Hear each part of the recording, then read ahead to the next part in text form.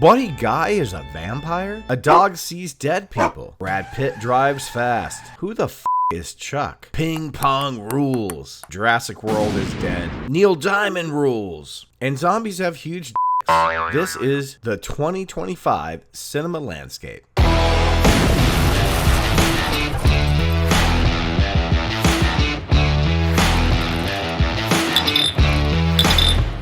We're here to talk about the year that was 2025 at the movies. I didn't flat out hate a lot this year. I just didn't really like a lot this year. And that's rare for me, But. Yeah, I think it is. I think you're far more positive on the year in general than I am. This was a terrible year. And Ben, I know I say this every year, but I'm back to say it again. And I mean it. This is the worst year in cinema ever. And this is the worst year in 27 years for movies, in my opinion. You've got to be kidding me. But 2018 was a pretty weak year, in my opinion. Thought it was shit. Terrible. Worst year of the decade, probably. Well, guess what, John? For the first time in 10 years, this is the worst year in cinema ever for cinema film.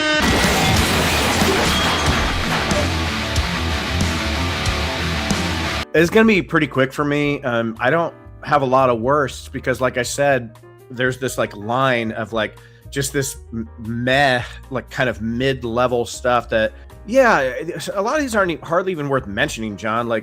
Jurassic World Rebirth is, it's just slop. It's not, I'm not offended by it. It was just awful. And then the more you sit on it, you're like, fuck, this movie is dumb. Remember when Jurassic Park was smart 35 years ago? Once. That's all. When it was smart. Yeah. Once. Yeah. The Strangers Chapter 2 was, me and Josh were laughing so hard when the credits started rolling, going, dude, is that the worst movie you've seen this year? And I was like, it might be. It's so terrible. It's just when you think about the original movie, which is so quiet and disturbing and scary, just from two people in a house not seeing what's, just very stripped down and simple. And now you have CGI wild boars knocking over cars and stuff in this new one. I would say it's the worst movie of the year, but then I saw Captain America Brave New World. And wow, I'd forgotten about that one. That should be on my list. It's just Frankenstein's monster. I know people use that term all the time, but this is literally, you can tell it's been reshot, re-edited, add in characters who aren't even really on screen with the people they're talking to. It's such a fucking mess. That to me is the worst of the year for me. But couldn't believe one of my favorite directors of all time was putting out a piece of shit called Flight Risk. Oh my God, Mel Gibson's Flight Risk. I just couldn't believe what I was watching. I think there's more to the story than that, John. I think he directed that to secure some additional funding for the resurrection of the Christ. I really do think that was a pay job. And I actually find it kind of an amusing, funny, entertaining piece of shit.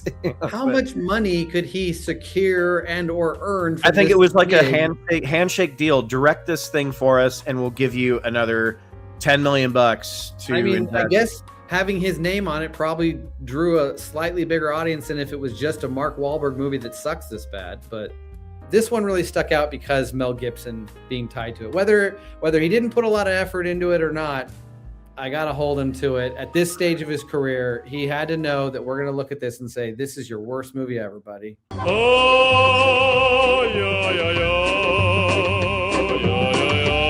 Well, I have three. Unfortunately, only one of them was with you. I love it when my favorite movie experiences are with John, my co-host of Cinema Go, and that one would be F1. I know you hate this shit, but if I kind of wish we had saw it in 4DX and we were kind of moving around with, or at least the other thing where the screens kind of. I know it's not true cinema when they do that. It's all gimmick, but I don't know. That movie was so much fun.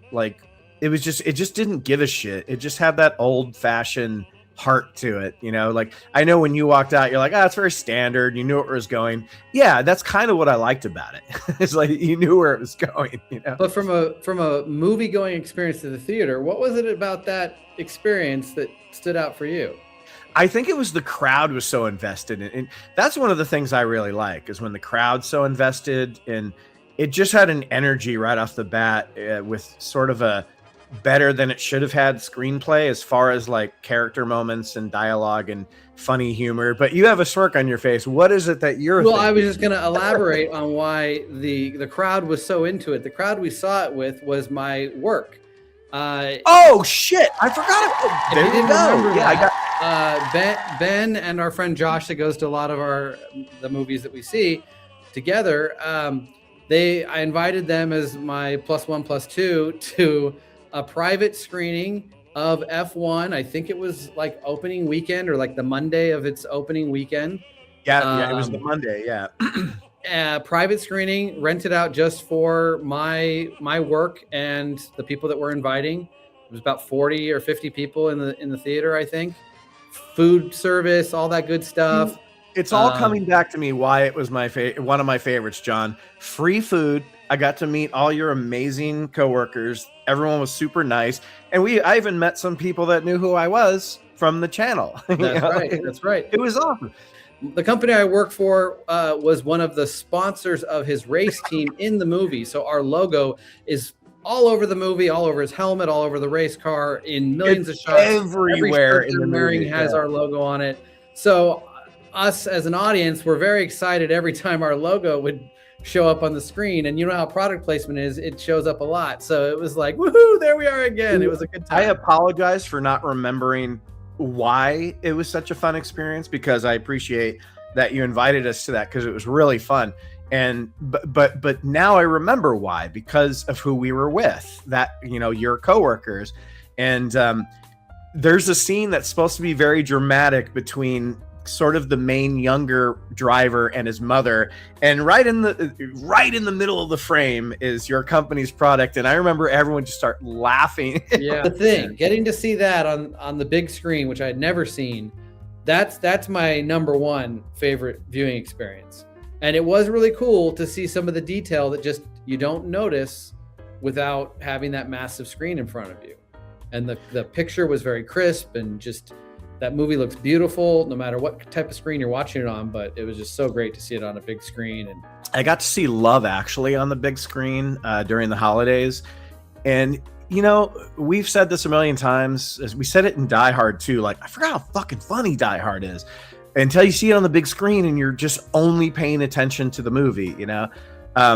I've always loved Love Actually. It's one of my go-to holiday movies, but seeing it on the big screen for the first time, I was out in the military when it came out in theaters originally.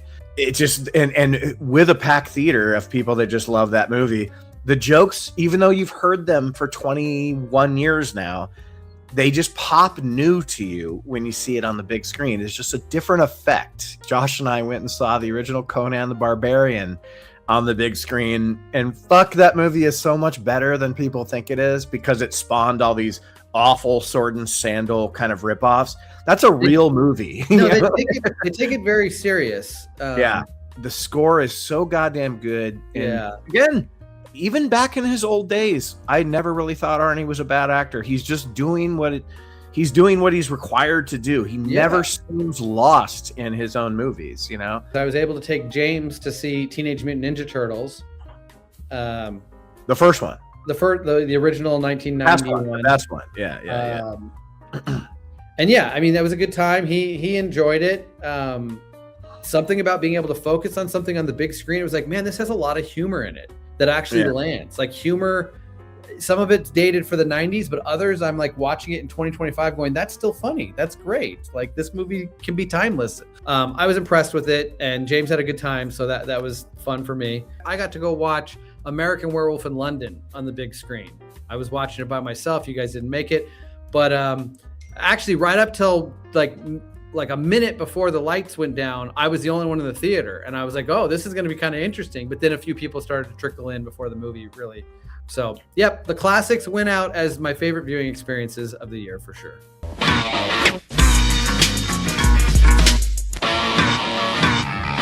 Begonia, great performances, interesting ideas. Yorgos Lanthimos or whatever. Some of his stuff is really interesting. Other stuff is not my cup of tea at all. I don't connect with. The Long Walk was another one that I really appreciated.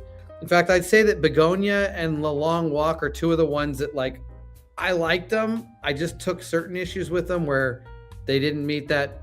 I didn't walk away from them feeling like I should put this on my best picture list. Mainly with The Long Walk, it's just kind of the premise alone felt really hard to buy into, that anybody, I know this is not the world we're living in, and it's this world that's dealing with this kind of depression, that there's not a lot of choices for people in that world, but it just still felt a little weird. Even the conversations people were having, it's like, once you really realize, it sets in that only one person makes it out of this, and it's really only about 24 hours or 48 hours that the entire thing, you're going to be dead soon, no matter what. Only one person, like, you're not going to be the person. I don't know. It was really hard as the movie progressed to be on board with the premise of the movie.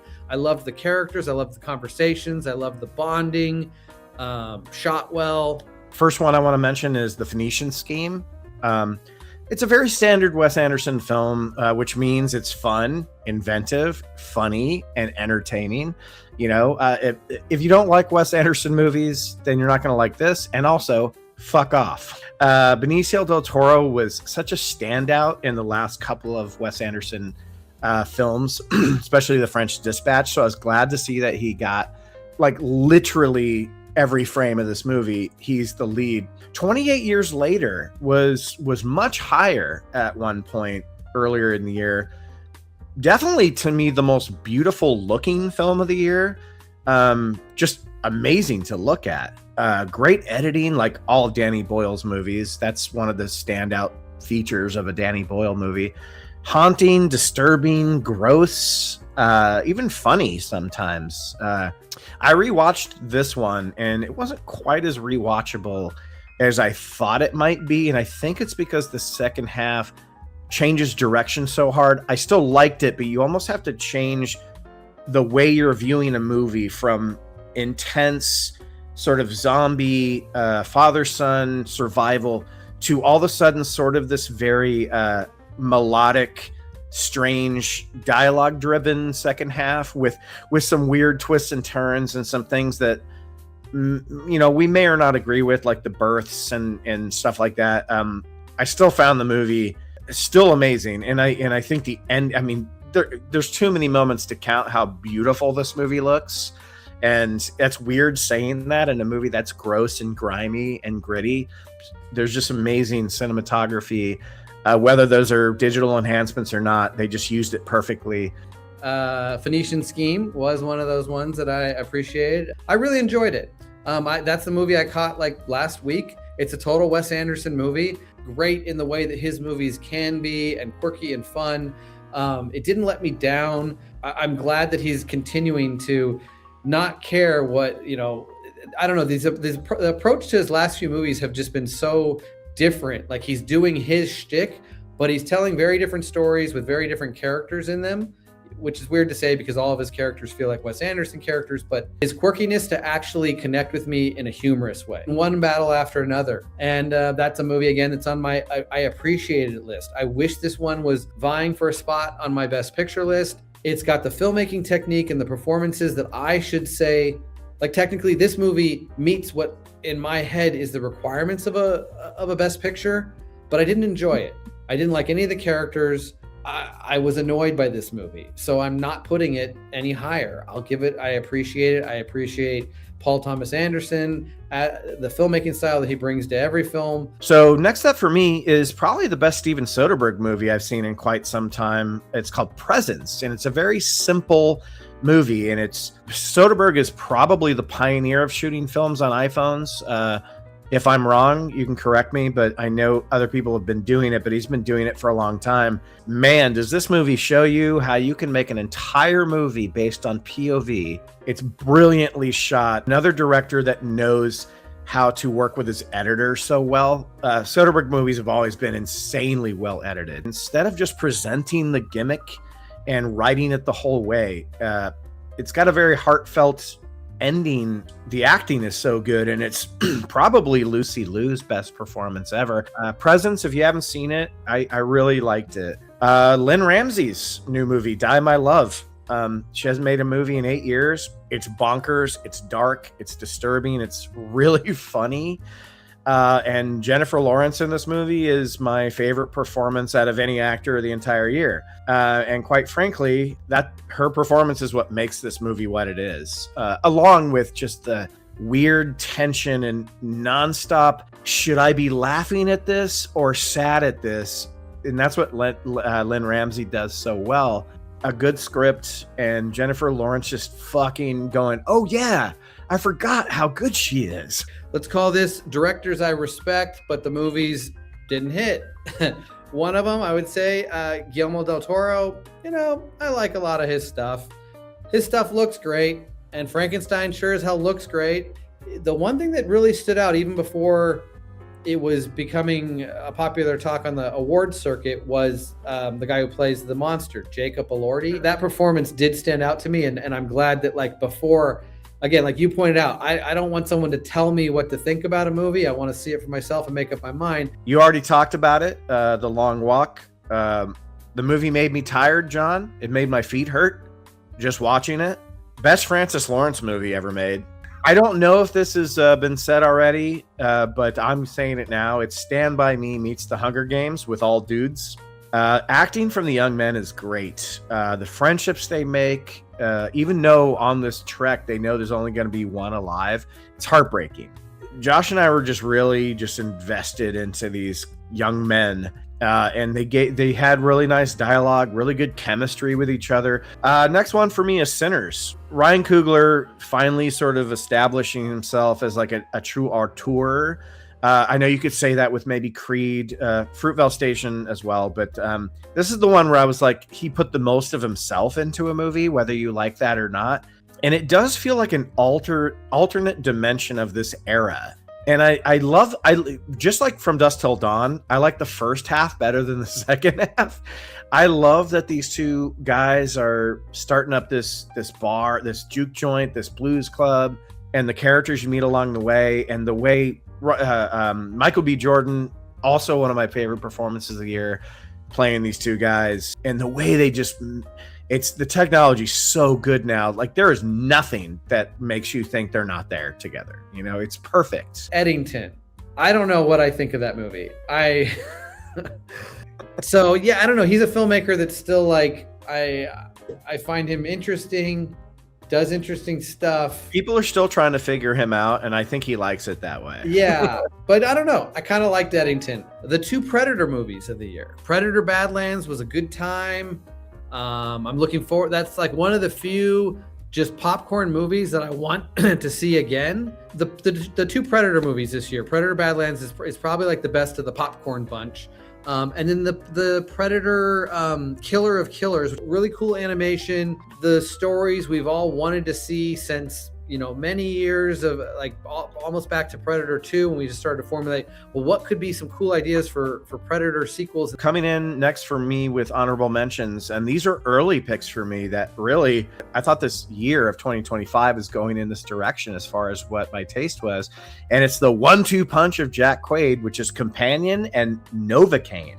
The latter being vastly superior to Companion, but man, I don't know if you've seen Novocaine. I know you didn't care too much about Companion. I'm a huge fan of Sophie Turner, who was the robot, quote unquote, in Novocaine, or I'm sorry, in Companion. But Novocaine, speaking of Predator movies, the second lead in that, the female love interest, is Amber Midthunder, not Nara or whatever, in Predator Prey. But Novocaine is about this guy who can no longer feel pain, but obviously his physical body gets the repercussions of that. If somebody puts his hand in a deep fryer, he can't feel it, but his hand is now fried. The movie is so inventive and so entertaining, and just imaginative with all these things it does to show just one man trying to get his girlfriend back from these people who for a short period of time cannot feel pain, and the stuff his body goes through. And honestly, John, like Jack Quaid is slowly, I don't know how much range he's going to have as an actor, or what we're going to see of him, but he's becoming very entertaining like his father was in the 80s and early 90s. He knows what movie he's in for each one of these. I would recommend Companion, but if you guys have not seen Novocaine, because apparently no one did, that movie was my favorite movie of the year for about 2 months. Getting back to the cinema and seeing a good comedy was Naked Gun. I did rewatch that one at home and it didn't hit at all the way it did in the cinema. I definitely loved being back in that world to some degree. It does have a different feel and tone than the originals. It's not like you got the Zucker brothers behind the camera, but so yeah, it was entertaining, and I look forward to more spoof movies done right. Final Destination Bloodlines. So much fucking fun. It was energetic, the music and everything. A big part where I would never really consider that type of film what I would call best picture, but when I'm struggling to fill out even a top 3 or a top 5, this is one of the best times at the movies. Creative deaths, there's at least 3 or 4 good ones. Like sometimes the Final Destination, you're like, oh, they have the one good memorable one, but you sit through a lot of mediocre ones. This one had a lot of them that were really great, and the opening scene was a very long, drawn out segment that was really great. So yeah, this was just fun from beginning to end. Bloodlines, I think it's the best one. My last 2 honorable mentions, I titled the good movies. Reason why is because one is Good Boy and one is Good Fortune. Good Boy is a movie about a dog in a horror movie. It's not a great horror movie by any sense of the word, meaning it's not very scary. I guess there's some atmosphere there, but this movie was made for $70,000 and it made $11 million. So to me, that's a pretty big fucking hit. They trained the dog for 2.5 years to obey these commands to make this movie. And Indy the dog, I was happy to see that Indy the dog got the first ever Best Actor win by a canine at some wacky award show. I don't know which one it was. Going against humans? Or going against humans. Or going against other dogs. No, going against humans. That's pretty cool. That's actually fun. Imagine if you lost to a dog. Yeah. I put it on here though because even though it's not very scary, and it's an hour and 17 minutes long, because it does not need to be any longer than that. The ending, when you find out what it is, which I'm not going to say, completely flips the movie on its head about the whole time you're thinking am I watching a horror movie, but just through the dog's eyes? No, you're watching a horror movie through the dog's heart. And that's what this movie does so well. And finding out what this movie truly means. I was watching it with somebody, and we both, as dog lovers and dog owners at so many times in our lives, just started crying. And the movie is disguised as a horror movie, but it's so much more than that. But it's on an honorable mention, just barely, because it's not a super good movie, but the last 15 minutes, you're like, oh, I didn't realize what I was watching. Good Fortune. I actually had this on my top 5 at one point, and I just barely took it off. And a lot of people are probably saying, what the fuck is Good Fortune? Good Fortune is a movie starring Keanu Reeves, perfectly cast as essentially a childlike angel who's trying to help a full-time door dasher. It's a throwback to your Knocked Ups, your 40-year-old versions, where that comedy is, you feel it eking back in the door, where a lot of people are like, oh, you can't make those anymore. Some people say this has a heavy-handed message about communism or something. I don't know what the fuck they're talking about. I tried to show him that wealth wouldn't solve all his problems. And? It seems to have solved most of his problems. But this script is really funny. The movie's fun. The best decision the casting agent or the writer or director, whoever ever made, was to cast Keanu Reeves as this angel, because he is 99% of the comedy in this movie. And it's definitely intentional. He knows what movie he's in. Me and Josh were laughing the whole time. I think it's the funniest movie of the year for me. You're the best around. Nothing's gonna ever keep you down. You're the best. Coming in at number 5 for me is Song Sung Blue. I guess I was just in the mood this year, John, for some positivity. This movie feels like it came out in a different era. Wildly interesting characters, Man and woman meet, fall in love, both musicians, gain some success. Well, like a little bit of success. Funny as hell. The music is incredible. I had no idea that Hugh Jackman and Kate Hudson sang their own music in this movie. And they're both, well, I knew Hugh Jackman was, from musical theater, but the way he channels it, this movie is basically about a band that's reluctant to become a Neil Diamond cover band, but they're so drawn to it and people want them to do it so bad they do it.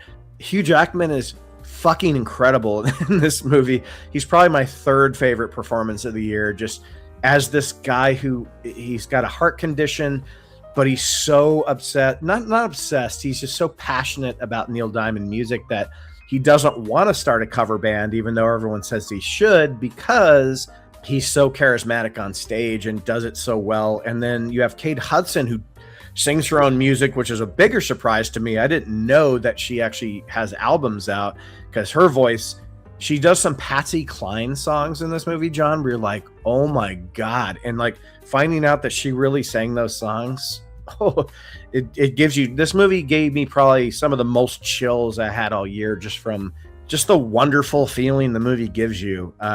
It's Craig Brewer, dude, the guy that did fucking Black Snake Moan and Hustle and Flow, because all his movies are pretty much based on. It seems like he's always doing musicals. He did Footloose remake as well.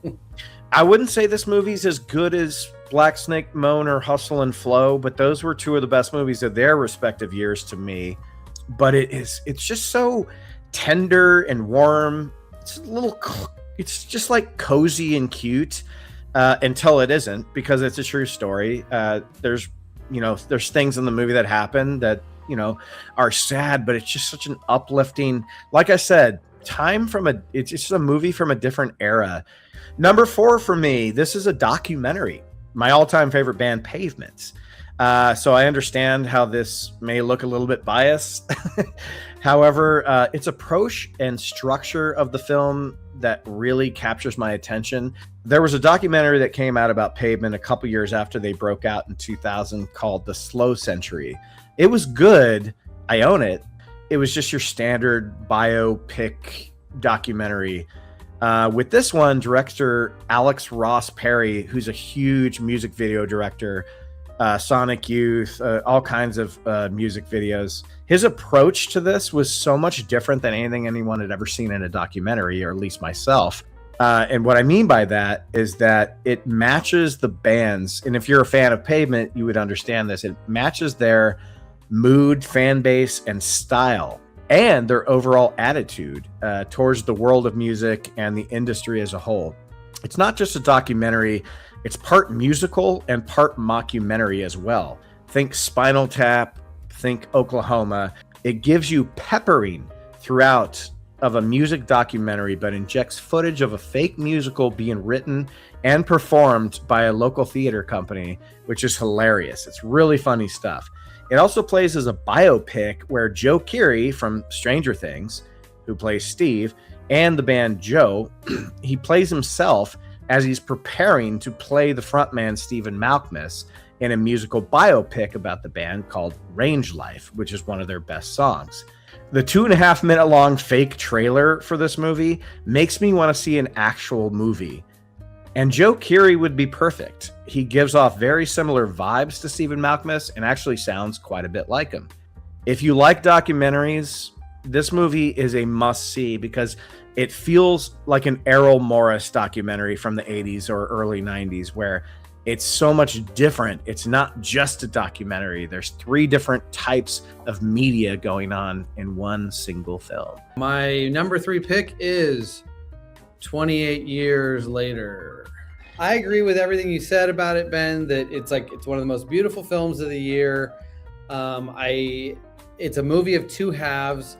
There are things in the second half that I really, really like that are some of my favorite of the movie, dealing with the relationship of the mother and son and the Ray Fiennes character. But I also see a lot of issues all along the way. It's kind of an odd movie.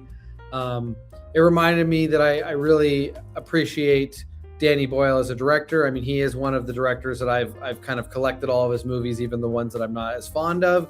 So I was happy to see him putting out something that I really respected, and felt like, man, this is one of the better movies of the year. But at the midpoint of the year, when this had come out, it was like, there isn't much more. Like, I liked the movie. Where we're at 28 years in the timeline, don't fully make sense to me. But overall, from what I had to choose from, this was one of the better movies and had some really great performances. I especially liked the girl playing the mom. But hey, it was still one of the better movies for me this year. Is it me? Is it a zombie? Is it me? Is it a zombie? Okay, so coming in at number 3 for me is, you've already talked about this film. It's Eddington. And I think you were curious on what I thought about this film. Ari Aster he came out with a bang. Hereditary is one of the best horror movies the last 20 years. This is probably my favorite Ari Aster movie after Hereditary. You have Joaquin Phoenix in it, so obviously it's well acted. The thing I love about this movie the most is you never really know where it's going, like most of Ari Aster movies, which I said already. He doesn't want you to kind of understand where he's coming from, and that's kind of what I like about him as a filmmaker. What put this one over the top for me is definitely Joaquin Phoenix. I know he was double billed with the guy that's in everything, Pedro Pascal. He's barely in the movie, but I love, and he was good in it, but I love the satirical nature it takes with the pandemic and the COVID scare. More importantly, like the aftermath of the COVID scare of people kind of refusing to move on from that fear. This movie, you could look at it as like when they made United 93, where it's like, should we start talking about this yet in movies, in budgeted movies? And Ari Aster was like, let's make a whole fucking movie about it, where we show two completely different sides. Both of them have great points, and both of them kind of make the other look like an idiot for certain sections of the film. And then it goes completely bonkers, which an Ari Aster movie is always going to do. The direction and the style of filmmaking kind of wanted me to get from this movie was, it's funny because everyone's acting out of their minds during the pandemic. Everything from the toilet paper, to the hand sanitizer, like it's all in this movie. But because the movie takes place in this like weird part of, Eddington, every character is so animated and interesting. And if Ari Aster can continue to make movies about people and their differences, I think he could go very far, like doing some really crazy, even more modern shit, because he seems to be kind of new. Well, at least the movie makes it seem very neutral, which I admired. So Eddington was it was so complicated, but so fun at the same time. Sinners. Oh, nice. It's like kind of what you said. I think that this might be like Ryan Coogler's most artistic attempt, most kind of polished from a directorial standpoint. Very interesting, great characters. I love, like you pointed all this out, all of those side characters. I mean, I'm very invested in Michael B. Jordan, both of his roles, but all those side characters are really what stood out more for me, like Delroy Lindo and the young boy, the preacher's son, who's a big part of the film. Really great dialogue. Love like the period setting. I kind of agree with you that the first half, much like A Dusk Till Dawn, which this does, it has its own style and originality, but overall the premise feels a bit like it's borrowing from that too much for me to give it a lot of originality credit. I mean, Coogler is a very different filmmaker, so it's got its own originality in that standpoint. I definitely think that in the second half, which was what I was most excited to see out of this movie, was that it was a vampire story. Once you kind of get to some of that, I was really rubbed the wrong way with so many characters being familiar with vampire lore. This is an era before movies had really even taken hold. So you don't even have the excuse of, there's been a few vampire movies, so that's enough exposure for the common man. Everybody seemed to kind of know all the rules of what a vampire is like in this movie. And it was just taking me out of the movie. So it's got its weird issues, but for what we've got to choose from, and a filmmaker that I've already come to love and respect more of what he did with Creed. Sinners, I was very interested to see it, and coming out of it, it had a little bit of a disappointment factor, but at the same time, especially looking back on it now. Coming in at number 2 for me is a movie called Marty Supreme.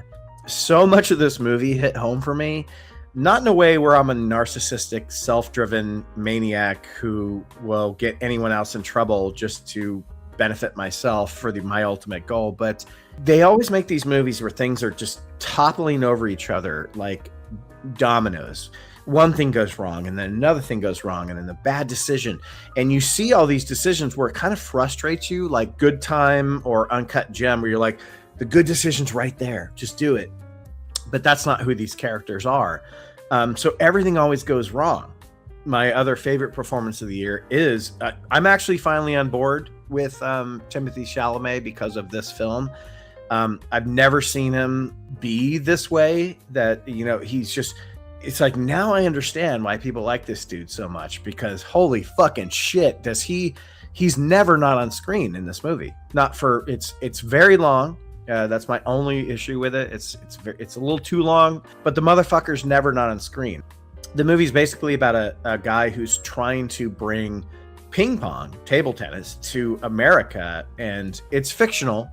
Takes place in the 1950s. He really is as good as he claims to be, but he's so ego driven that he loves to just promote himself as the greatest that's ever lived. And he's definitely one of them, as this movie shows you. Kind of manic panic energy where everything's just seeming so quickly, and like, you're like, wow, how did we get here all of a sudden? What is going on? But the final meaning and theme behind this movie is really about achieving something that you've set out for yourself for your entire life. And it's something that other people don't necessarily see or really ever understand.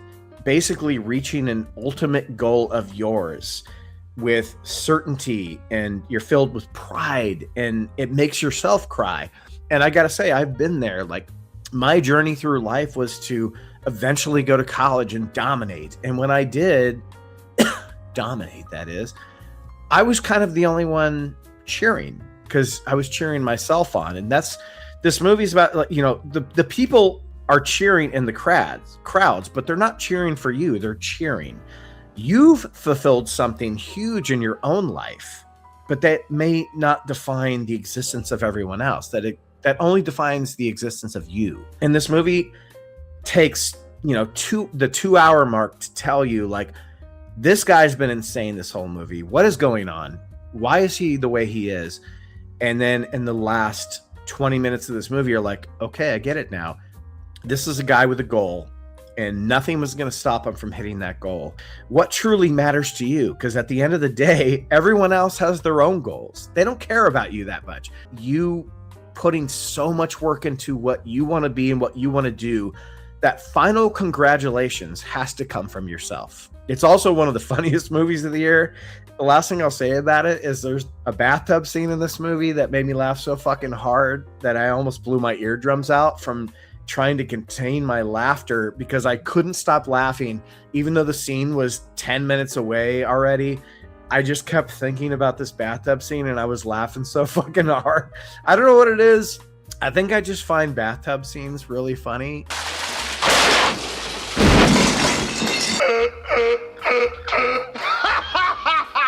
And with no further ado, my number 1 is F1. Oh! And it's only the best movie because it's just entertaining from beginning to end without trying to interject anything but just old school filmmaking. Typical sports drama, but it doesn't keep it from being my number 1 for the year, because it's that old school filmmaking that I gravitate towards. This filmmaker continues to impress with his techniques, you know, and the way he puts you in the seat of whether it's a race car or a fighter jet or a Tron light cycle. I really like this director. Probably no surprise to John, but I haven't really talked about it on the channel. It's a movie called The Life of Chuck. This is one of those kind of movies that just makes you feel lots of different feelings. It fills you with wonder and awe. There's this magnetic energy to it. from the second it starts to the second it ends. Without giving too much away about the plot, it does present 3 separate vignettes. Of course, they're all linked together in some way. I'm not going to give that away. But the movie deals with themes of dependency. What would happen if things we don't even realize we absolutely need were disappearing? How much would that scare us? Throughout the whole movie, you're trying to figure out who the fuck or what the fuck is Chuck. Beautifully peppered in is these images of Chuck and newsreels of Chuck. 3 very distinct vignettes, very different, all told brilliantly through the direction of Mike Flanagan. This is my favorite work he's ever done. I don't even know which vignette I like the most because they're all just so beautiful in their own way. The first one is grand scale and really tackles fears and vulnerabilities in ways that we can't even imagine now. The second is optimistic and full of energy and change and dance, which just makes everyone happy. The third is just an absolute brilliant coming of age story, which features a surprisingly amazing performance from the still very beautiful Mia Sara from Ferris Bueller's Day Off and Legend, playing a grandmother, but not looking like one. I absolutely love this movie. It made me nervous. It made me happy. It made me sad. It inspired me to want to kind of be more than what I'm doing right now as a person. Every frame of the storytelling just feels alive and energetic. It's my favorite movie of the year, The Life of Chuck. And I don't want to talk too much about it. It's definitely, it was on my honorable mentions. I just held off so we could talk about it now. I did like the movie. I think what I'm coming to realize, especially hearing you talk about it, I'm a little bit dead inside at this point in time because I got everything that the movie's trying to say about life and the importance of enjoying the small moments in life and taking that moment to dance when it presents itself. And I'm too busy. That's my takeaway from this movie.